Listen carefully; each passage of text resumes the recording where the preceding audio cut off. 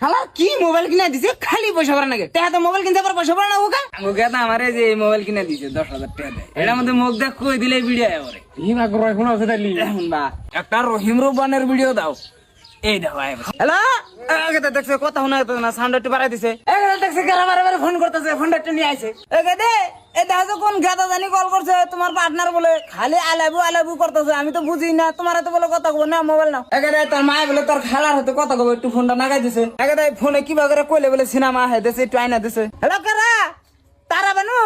হ্যাঁ কও হাই রে হাই কি দিন আইলো মোবাইলের মধ্যে মুখ দেখ কই দিলেই সিনেমা আয় করে আর আমরা আগে